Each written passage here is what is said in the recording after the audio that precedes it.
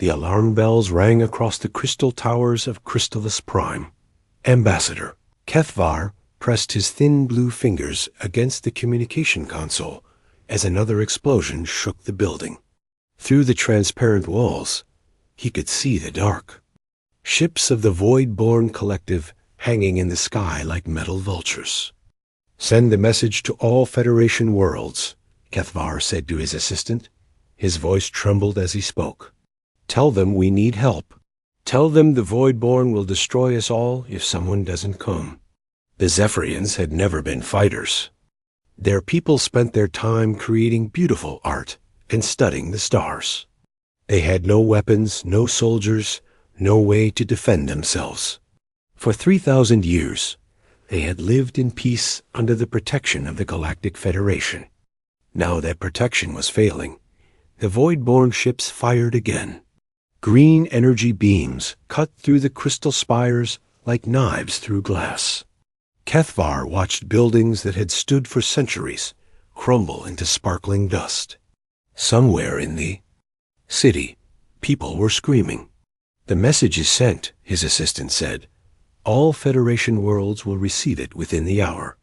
Kethvar nodded and looked at the sky again. The Void-born had given them 1 day to surrender. That was 6 hours ago. Soon the real attack would begin. On the other side of the galaxy, Captain Jake Morrison sat in his command chair aboard the Phoenix Rising. The human battlecruiser was old but strong, built for war in a way that made other species uncomfortable. Jake read the message from the Zephyrians for the 3rd time. "What do you think, Amy?" he asked his tactical officer. Lieutenant Amy Rodriguez looked up from her console. She was young but smart, with quick eyes that missed nothing. "The Void-born are bad news, sir. They've taken 12 systems in the past year. They don't take prisoners." "I know," Jake said. He rubbed his beard and thought about the options. The Federation had already sent its best ships to fight the Void-born. Most of them were now space debris. "What about our orders? Command says it's our choice," Amy replied. "Admiral Newton thinks we're too far away to help. The trip would take 2 weeks, and by then the Zephyrians would be dead or slaves," Jake finished. He stood up and walked to the main screen. Outside, 11 other human ships waited for his decision. They were all volunteers, crews who had signed up to fight in the darkness between stars. Chief Engineer Ganny Sullivan spoke from his station. "Sir, the ships are ready. We've got full fuel and weapons. The Phoenix Rising can take whatever the Void-born throw at us." Jake smiled. Danny was tough as old leather and twice as stubborn. He had kept the Phoenix Rising running through battles that should have destroyed her. If Danny said the ship was ready, then it was. "The Zephyrians are good people," Jake said. To his crew, "They've never hurt anyone. They don't deserve what's happening to them." "No, sir, they don't," Amy agreed. "But, sir, the Void-born have ships we've never seen before. New weapons, better shields. The Federation fleets couldn't stop them." Jake nodded. "The Federation fleets fight like the Federation thinks wars should be fought. Clean and polite and fair." He turned to face his officers. "We're not the Federation." The bridge was quiet for a moment. Everyone knew what the captain meant. Humans had learned to fight on a world that tried to kill them every day. They had survived ice ages and plagues and wars that lasted generations. When humans fought, they fought to win, no matter what it cost. "Set course for Crystalis Prime," Jake ordered. "Signal the fleet. We're going to help some friends." 12 human ships turned as one and jumped into hyperspace. Behind them, Earth's moon hung in the darkness, scarred by ancient impacts. Ahead of them waited a battle that would change everything. Back on Crystalis Prime, Kethvar received the first responses to his message. The Altarians sent their regrets, but said they couldn't spare any ships. The Centauri Federation offered to take refugees, but wouldn't fight. One by one, The great civilizations of the galaxy found reasons to stay away. Then came a message from the human colony worlds. It was short and simple. Help is coming. Hold on. Kethvar had heard of humans. They were the newest members of the Federation, a strange species from a dangerous world on the galaxy's edge. Most people thought they were primitive, barely civilized. They fought too much and asked too few questions, but they were coming when no one else would. How many ships are they sending? Kethvar's assistant asked. The message doesn't say. Kethvar replied. He looked at the sky where the void-born ships waited like patient hunters. I hope it's enough. In space above the planet, Commander Zorix of the Voidborn studied the crystal cities below. His people had conquered 47 worlds, and each victory made them stronger. The Zephyrians would surrender by morning, or they would burn. Any word from the Federation? Zorix asked his communications officer. Nothing, Commander. There. Fleets are scattered. No one is coming to help these crystal builders. Zorix smiled, showing teeth like black knives. Good. Begin the final bombardment at dawn. I want this world broken before sunset. He didn't know that 12 human ships were racing through hyperspace toward him. He didn't know that Captain Jake Morrison had never lost a battle. He didn't know that humanity's idea of helping friends was very different from what civilized species expected. The Voidborn were about to learn what happened when someone threatened a human ally. The lesson would be written in fire and metal, across the stars, and it would change the galaxy forever. In 2 days, the human fleet would arrive at Crystalis Prime. The Zephyrians expected salvation. The Voidborn expected easy victory. Neither got what they were expecting when the Deathworlder fleet came to war. The human fleet dropped out of hyperspace just as the Voidborn began their final attack on Crystalis Prime. Captain Jake Morrison watched the tactical display and felt his jaw tighten. 12 Voidborn dreadnoughts hung over the crystal planet, like black storm clouds. Green energy beams lanced down at the beautiful cities below. Battle stations, Jake ordered. All ships, prepare for immediate engagement. Lieutenant Amy Rodriguez looked up from her console with wide eyes. Sir, shouldn't we contact the Zephyrian Defense Forces first? Coordinate our attack plans? No time, Jake replied. People are dying down there right now. He opened a channel to the fleet. All ships, this is Phoenix Rising. We're going in hard and fast. Target the ships over the main cities first. Ambassador Kethvar stood in his emergency bunker deep beneath the capital city. The walls shook with each Voidborn energy blast. His communications officer suddenly straightened at his console. Sir, I'm reading new ships entering the system. 12 vessels, unknown configuration. Federation reinforcements?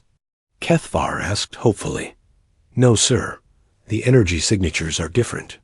They're attacking the Voidborn directly. Number. Communication. No coordination. They just started shooting. Kethvar stared at the tactical display. The 12 new ships were small compared to the Voidborn dreadnoughts, but they moved like hunting animals.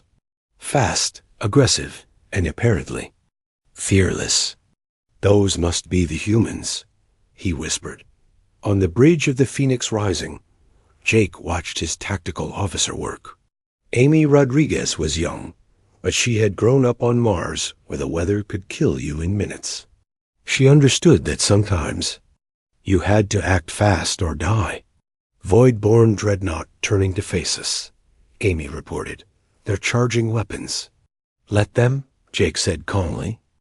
Danny, give me everything the engines have. We're going to ram them. Chief Engineer Danny Sullivan grinned from his station. You got it, Captain. This old girl's got plenty of fight left in her. The Phoenix Rising shot forward like a bullet. The Voidborn dreadnought fired, its green energy beam cutting across space. But Jake had already changed course, rolling the ship sideways so the beam passed harmlessly by. "Distance to target?" Jake asked. 5,000 meters and closing fast," Amy replied. 4,000, 3,000. The void-born ship tried to turn away, but it was too slow. The Phoenix Rising slammed into its side like a hammer hitting glass. Metal screamed and sparks flew as the two ships ground together. "Launch boarding parties," Jake ordered. "I want that ship taken in 10 minutes." Lieutenant Commander Lisa Harper led the first wave of Marines through the breach in the Voidborn. Hull. The human soldiers wore heavy armor and carried weapons that could punch through tank armor. They moved through the alien ship like a flood of destruction. The Voidborn had never fought humans before. They were used to civilized species, who fought with rules and honor. The humans had no rules except winning. When a Voidborn warrior demanded surrender in the traditional way, Sergeant Peter Collins shot him instead. "Keep moving," Collins ordered his squad. "We take the bridge, then the engine room. Anyone who fights dies." The Voidborn warriors were tough and well-armed, but they fought like individuals. The humans fought like a pack of wolves, covering each other and moving with deadly purpose. In 8 minutes, the dreadnought was theirs. Commander Zorix watched in horror as ship after ship fell to the human assault. These strange aliens didn't fight like anyone he had ever seen. They rammed his vessels, boarded them in the middle of battle, and seemed to actually enjoy the fighting. "Order all ships to fall back," Zorix commanded. "We need time to study these new enemies." But the humans wouldn't let them retreat. Captain Morrison's fleet pursued the Voidborn like hunting hounds, picking off stragglers and damaged ships. When a Voidborn transport tried to surrender, Commander Janet Price's destroyer blew it apart anyway. "No survivors," she told her crew. "These things came here to kill civilians. They don't get to live." Dr. Helen Foster, the fleet's scientist, worked to keep up with the battle from her laboratory aboard the Phoenix Rising.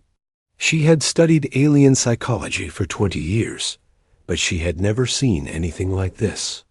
"The Voidborn are confused," she reported to Captain Morrison.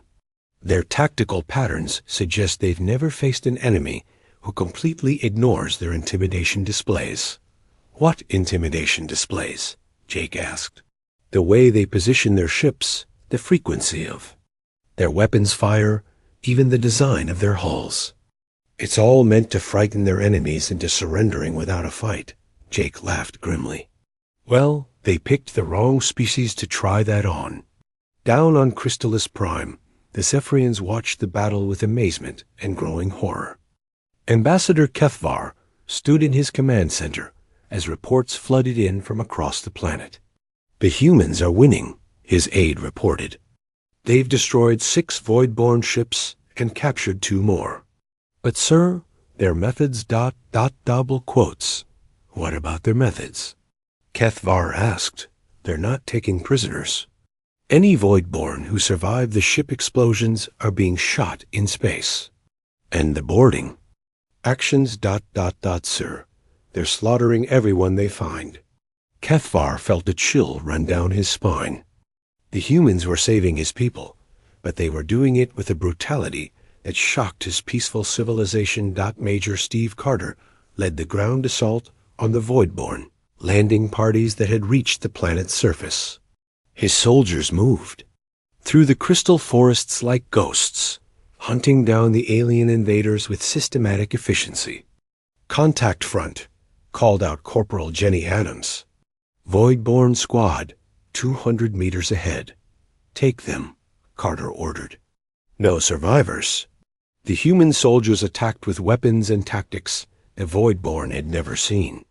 They used the planet's own environment against the invaders, hiding behind crystal formations and using the reflected light to blind their enemies. In 30 minutes, the Voidborn ground forces were destroyed. Not captured, not defeated, destroyed. The crystal forests were littered with alien bodies and burning equipment. Back in space, the battle was ending. Only 3 void-born ships remained, and they were trying desperately to escape. Captain. Morrison opened a channel to the enemy commander. "This is Captain Jake Morrison of the Human Defense Force," he said. "You have 10 seconds to surrender your remaining ships." Commander Zorix appeared on the screen, his black teeth bared in rage. "You cannot defeat the Void-born Collective, human. We will return with 1,000 ships and burn your worlds to ash." "No," Jake replied calmly. "You won't." The Phoenix Rising's main guns fired once. The Void-born command ship vanished in a ball of fire. The last 2 enemy vessels tried to run, but Lieutenant Rodriguez's targeting was perfect. They died in silence, alone in the dark. The battle was over. 12 human ships had destroyed an entire Void-born invasion fleet without losing a single vessel. But as the smoke cleared and the fires died, the real consequences were just beginning. Ambassador Kethvar watched the human ships form up in orbit above his saved world. He should have felt grateful. He should have felt relief. Instead, he felt afraid. The humans had come to help, just as they promised. But their idea of help was very different from what the Zephyrians had expected. These weren't peacekeepers or defenders. They were killers, efficient and ruthless. "Open a channel to the human fleet," Kethvar ordered. "We need to thank them for their assistance." "Channel open, sir." "Captain Morrison, this is Ambassador Kethvar. On behalf of all Zephyrians, I thank you for your aid. You have saved our world." Jake's face appeared on the screen. He looked tired but satisfied. "You're welcome, Ambassador. The Voidborn won't be bothering you anymore." "About that," Kethvar said carefully, "your methods were quite thorough. Perhaps more thorough than necessary." Jake's expression didn't change. "Ambassador, when someone threatens innocent people, you don't just stop them. You make sure they can never do it again. That's how humans do things." The channel closed, leaving Kethvar staring at a blank screen.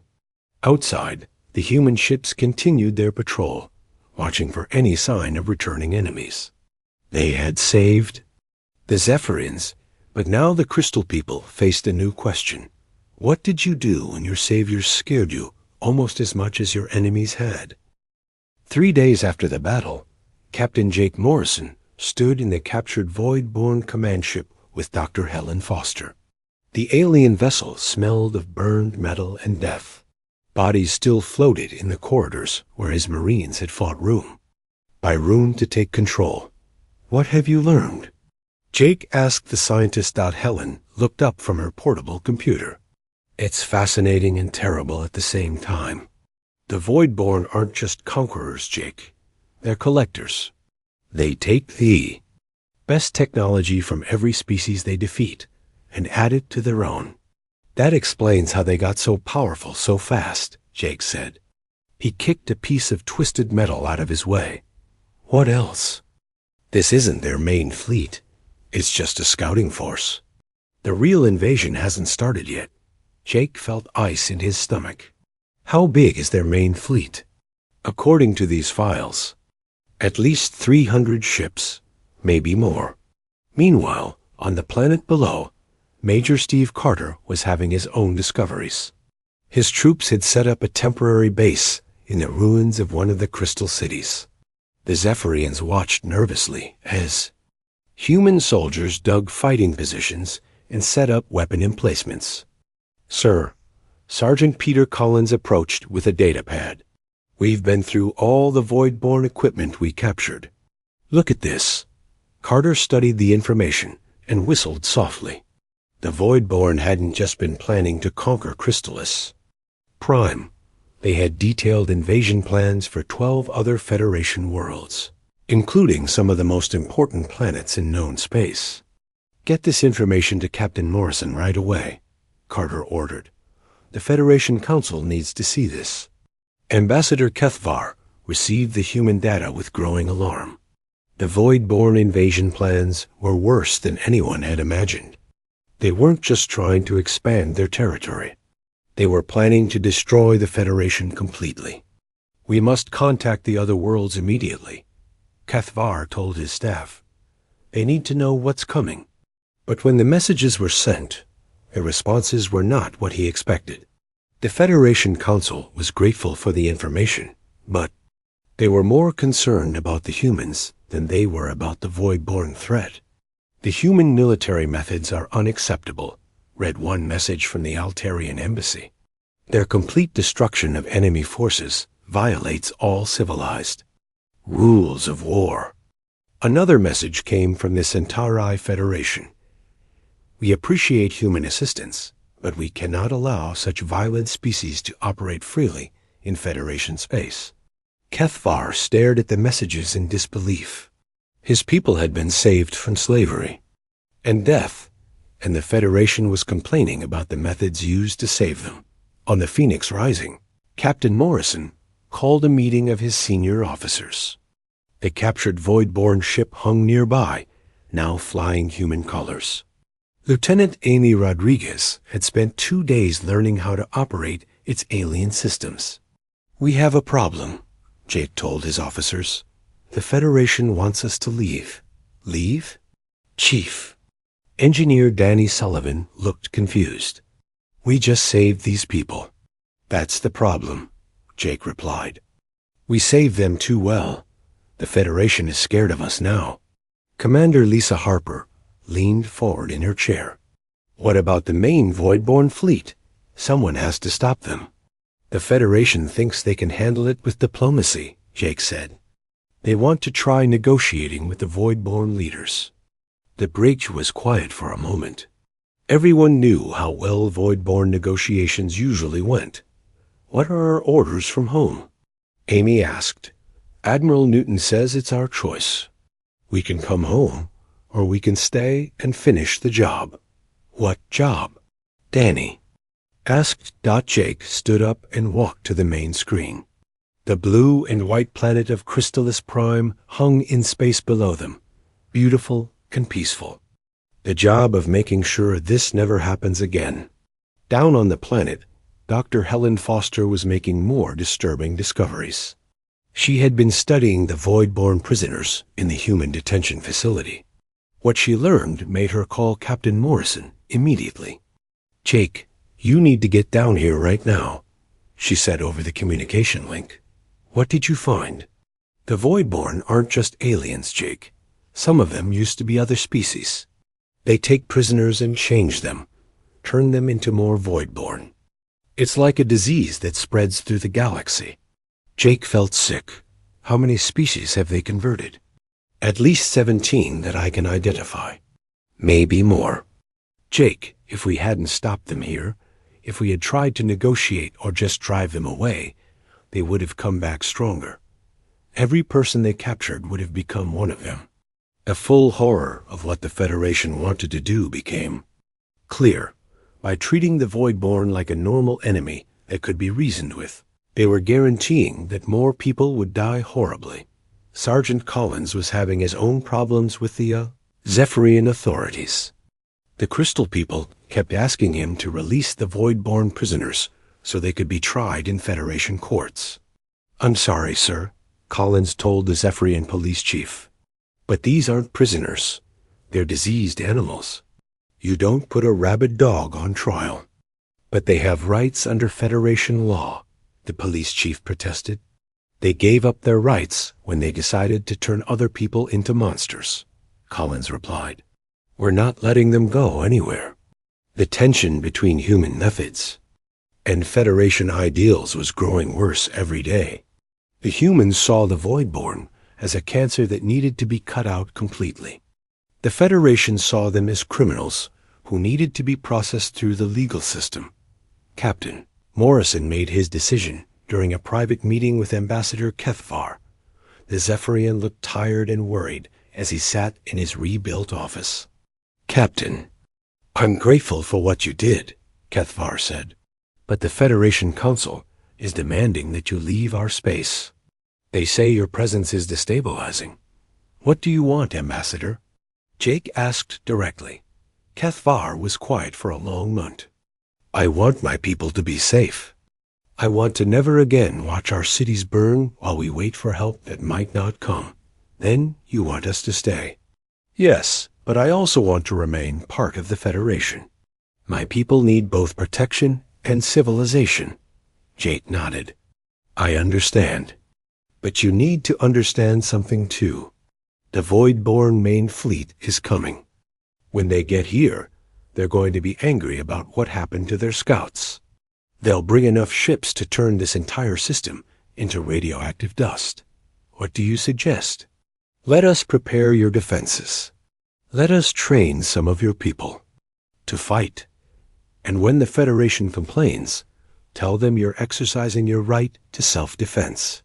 Over the next week, the human fleet worked to turn Crystalis Prime into a fortress. They built orbital defense platforms around the planet and trained Zephyrian volunteers in basic combat tactics. It wasn't easy. The Crystal people had never been warriors, and they found human military training harsh and frightening. But some of them learned. Captain Morrison was particularly impressed with a young Zephyrian named Vel Kata, who seemed to have a natural talent for tactical thinking. Your people could be good soldiers, Jake told Ambassador Kethvar. They just need to learn that sometimes violence is the only way to protect what you love. Is that what humans believe? Kethvar asked. It's what we know, Jake replied. We learned it the hard way, over thousands of years of war and survival. Peace is worth fighting for, Ambassador. But you can't have peace if you're not willing to destroy the things that threaten it. The Federation kept sending messages demanding human withdrawal, but Jake ignored them. His job wasn't to make the Federation happy. His job was to protect innocent people from monsters. And the monitors on the edge of the system had detected the first signs of the approaching Voidborn main fleet. 300 ships were coming to Crystalis Prime, and they were bringing enough firepower to crack planets. The humans had 2 weeks to get ready for the biggest battle of their lives. 2 weeks to prove that sometimes the only way to preserve civilization was to be more savage than the barbarians at the gate. Stood on the bridge of the Phoenix Rising and watched his crews work. They were preparing for a fight they might not survive, but they were doing it anyway. Because that's what humans did when someone threatened their friends. The Deathworlder fleet wasn't what the aliens had expected when they asked for aid. But it was exactly what they needed to survive. What was coming? The Federation Council meeting was chaos. Representatives from 47 worlds argued loudly about the human presence at Crystalis Prime. Ambassador Kethvar sat quietly in his chair, listening to species after species condemn the humans. Who had saved his world? The humans must be expelled from Federation space immediately, declared Ambassador Vel Farah of the Altarian Collective. Their methods are barbaric and unacceptable. They slaughtered prisoners, added the Centauri. Representative. They violated every rule of civilized warfare. Council President Morkane called for order. Ambassador Kethvar, you have been silent. What is your position on this matter? Kethvar stood slowly. His crystal blue skin seemed pale under the chamber lights. Honored colleagues, 12 days ago my world was dying. Our cities were burning. Our people were being murdered in the streets. I sent a message asking for help, and only one species answered that call. The humans violated Federation military protocols, Valthara interrupted. The humans saved my people, Kethvar replied firmly. While you debated protocols, they acted. While you worried about rules, they stopped a genocide. The chamber erupted in angry voices. Kethvar waited for quiet, then continued. I have new information that changes everything. The Voidborn scout fleet was carrying detailed invasion plans for 18 Federation worlds. They weren't just conquering. They were preparing to destroy us all. He activated his holographic display. Images of Voidborn battle plans filled the air above the council floor. The representatives fell silent as they saw their own worlds marked for destruction. This is why the humans fought so hard, Kethvar explained. They understood what we were really facing. Not an enemy that could be reasoned with, but a plague that had to be stopped completely. President Morcane studied the data with growing horror. This information ... it's confirmed by 3 independent sources. The humans captured it from the Voidborn command ship. Kethvar paused. There's more. The main Voidborn fleet is coming to Crystalis Prime. 300 ships. They'll arrive in 8 days. The chamber was dead silent. Finally, Velthera spoke in a small voice.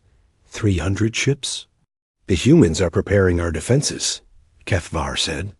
But they cannot win alone. We need Federation support. What kind of support? President Morcane asked. Ships, soldiers. Whatever you can spare? Kethvar looked around the chamber. Or you can condemn human methods while Voidborn fleets destroy everything you claim to protect. Meanwhile, at Crystalis Prime, Captain Jake Morrison was having his own problems. The human defense preparations had turned the peaceful crystal world into an armed camp. Major Steve Carter's ground forces had built bunkers and weapon positions around every major city. Orbital defense platforms surrounded the planet like a metal web dot, but the biggest problem wasn't military. It was political. Sir, we're getting complaints from the Zephyrian government, Lieutenant Amy Rodriguez reported. They say our security measures are too harsh. Jake sighed. The humans had declared martial law to speed up the defense preparations. Zephyrian civilians were being evacuated from strategic areas and required to carry identification at all times. It was necessary for their protection, but it felt like occupation to people who had never known military rule. What specific complaints? Jake asked. Weapons searches, movement restrictions, curfews in the outer cities. Ambassador Kethvar is supporting us, but other Zephyrian leaders are calling us oppressors. Chief Engineer Danny Sullivan looked up from his technical reports. Maybe we should explain the situation better. Tell them what's coming. We did tell them, Jake replied. They don't want to believe it. 300 Voidborn ships sounds impossible to people who've never seen real war. Dr. Helen Foster entered the bridge carrying a datapad. She looked worried. Jake, I've been analyzing the Voidborn conversion process. It's worse than we thought. How worse? They don't just convert prisoners randomly. They target specific types of people. Scientists, engineers, military leaders. They're building an army of turned specialists who know exactly how to destroy their own species. Jake felt cold. Any Federation species that gets captured becomes a weapon against the Federation. Yes. Helen sat down heavily. The Zephyrians we captured were being prepared for conversion. In another day or two, they would have been turned into perfect spies and saboteurs. This information needed to reach the Federation Council immediately. But when Jake tried to send the message, he discovered another problem. The Federation had cut off all official communication with the human fleet. We're on our own, Amy reported. No Federation support, no reinforcements, no supplies. What about from Earth? Danny asked. Admiral Newton is sending what he can, but it'll take 3 weeks to get here. The Voidborn will arrive in 7 days. Jake looked at his tactical display. 12 human ships against 300 Voidborn. Vessels. The odds were impossible, but that had never stopped humans before. Send a message to all ship commanders, Jake ordered. We're staying, we're fighting, and we're going to win. On the planet below, Sergeant Peter Collins was training a group of Zephyrian volunteers in basic combat skills. The Crystal people were quick learners, but struggled with the aggressive mindset needed for effective fighting. Remember, Collins told them, your enemy wants to turn you into a monster. There's no negotiating with that, no reasoning with it. You fight or you become something that kills your own family. One of the Zephyrians, a young engineer named Vel Kata, raised his hand. Sergeant, what if we tried to cure the converted Voidborn instead of killing them? Collins sighed. It was a good question, but the answer was hard. Doc Foster looked into that. The conversion process destroys too much of the original mind. The person they used to be is gone. What's left is just a weapon shaped like your friend. The training continued, but Collins could see the doubt in their crystal blue eyes. The Zephyrians wanted to believe there was a peaceful solution, because the alternative was too horrible to accept Doc back in Federation space. The council meeting had broken down into smaller groups of arguing representatives. President Morcane found himself in an impossible position. If he supported the humans, he would be endorsing methods that violated everything the Federation stood for. If he condemned them, he would be abandoning innocent people to certain death. Ambassador Velthara approached him during a break. President, we cannot allow these humans to set a precedent. If we accept their brutal methods now, where does it end? Where does it end if we don't? Morcane replied, how many worlds burn while we debate proper procedures? There must be another way. What way? The humans destroyed a void-born fleet that defeated 3 Federation battle groups. They did it without losing a single ship. Their methods work. Their methods are savage. Morcane looked at the tactical displays showing the approaching void-born main fleet. Perhaps we need some savagery right now. At Crystalis Prime, the final preparations were complete. The human fleet had positioned itself between the planet and the expected arrival point of the void-born armada. Orbital defenses were powered up and ready. Ground forces were dug in around every population center. Captain Morrison stood on his bridge and watched the countdown timer. 3 hours until the Voidborn arrived.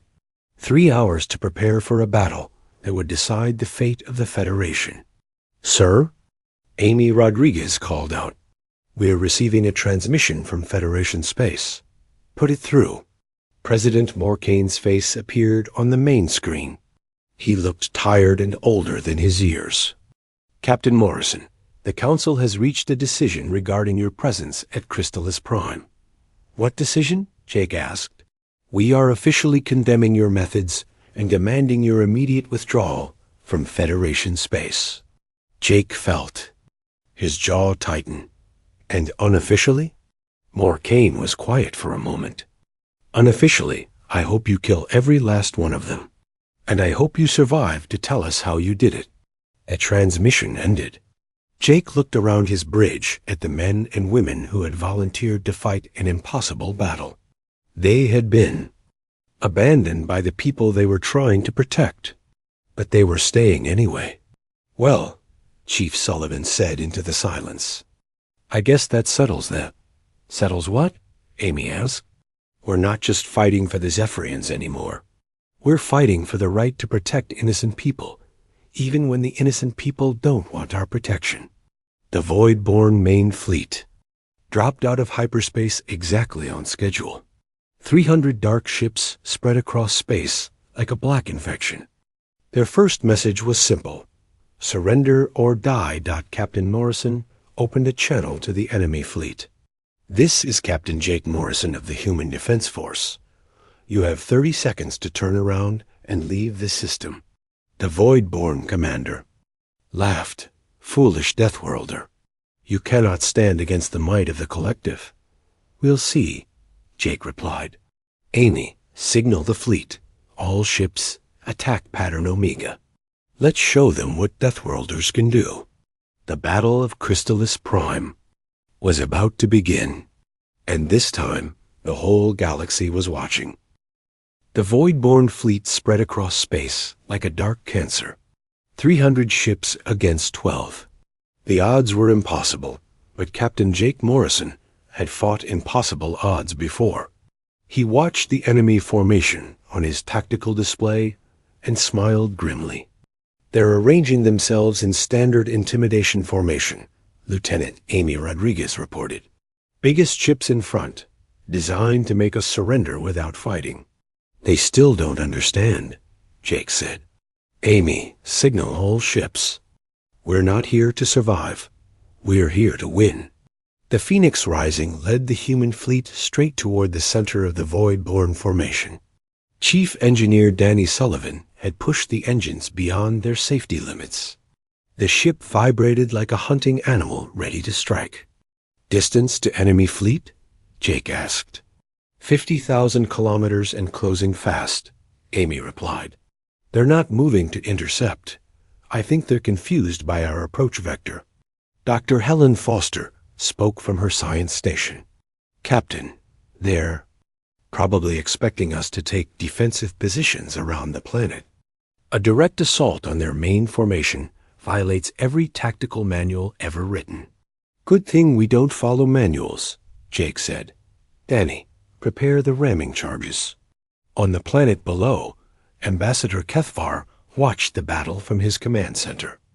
The human ships looked tiny against the massive Voidborn fleet.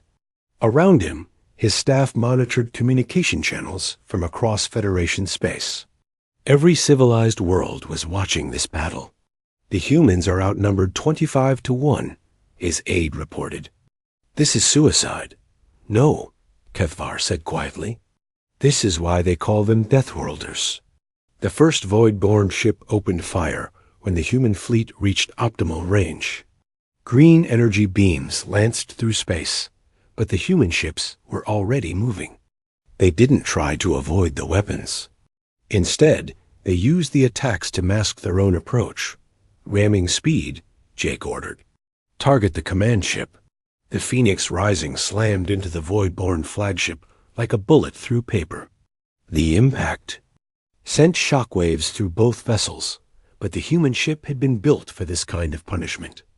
The Voidborn ship split apart like a broken egg. Boarding parties away, Commander Lisa Harper reported. All ships executing ramming attacks. Across the battle zone, 11 more human ships crashed into Voidborn vessels. The aliens had expected a careful defensive battle. Instead, they were fighting humans who turned their own ships into weapons. Major Steve Carter led his Marines through the breach in a Voidborn dreadnought. The alien corridors were filled with smoke and floating debris. His soldiers moved like ghosts through the chaos, hunting down the enemy crew with systematic efficiency. Remember your training, Carter called to his men. These things used to be people from other species. Don't hesitate. Don't show mercy. Kill them all. The converted Voidborn fought desperately, but they were used to fighting civilized enemies who followed rules. The humans had no rules except victory. Sergeant Peter Collins and his squad cleared deck after deck, leaving only silence behind them. In space, the battle was spreading chaos through the Voidborn formation. The aliens tried to regroup, but the humans kept coming. Lieutenant Commander Frank Torres commanded a destroyer that had lost its main engines in the ramming attack. Instead of retreating, he used the ship's remaining momentum to crash into another enemy vessel. All hands, prepare for impact, Torres announced calmly. It's been an honor serving with you. The destroyer punched through the Voidborn ship's hull and exploded deep inside its structure. Both ships died in a ball of fire that lit up half the system. Back on the Phoenix Rising, Dr. Helen Foster was monitoring enemy communications. Jake, something's wrong. The Voidborn are breaking formation, but not the way they should. They're panicking. Panicking? Jake asked. Why? I think they've never fought an enemy that was willing to take equal losses to win. Every other species they faced tries to preserve their own forces. We're trading our ships for theirs without hesitation. The truth was even simpler than that. The Voidborn had conquered 47 worlds by using fear as a weapon. They made their enemies so afraid of dying that surrender seemed like the only option. But humans had learned long ago that some things were worth dying for. Commander Janet Price proved this when her cruiser, badly damaged and losing atmosphere, continued fighting with half her crew dead. She rammed 2 more void-born ships before her vessel finally broke apart. Her last transmission was simple. Tell them we held the line. The void-born fleet began to retreat after losing 50 ships in the first hour, but Captain Morrison wouldn't let them go. All ships pursue and destroy. No survivors. Sir, Amy Rodriguez said quietly, the Federation is watching this battle. If we destroy a retreating enemy fleet, they'll never accept us as allies. Jake looked at the tactical display. The surviving void-born ships were trying to escape, but they carried the knowledge of how to find Earth and the other human colonies. They also carried the conversion technology that could turn captured humans into weapons against their own species. The Federation will have to learn to live with us, Jake said, because we're not going to live with them. The human ships chased the fleeing void-born across the system. One by one, the alien vessels were caught and destroyed. The humans used captured void-born ships to hunt down the survivors, turning the enemy's own technology against them.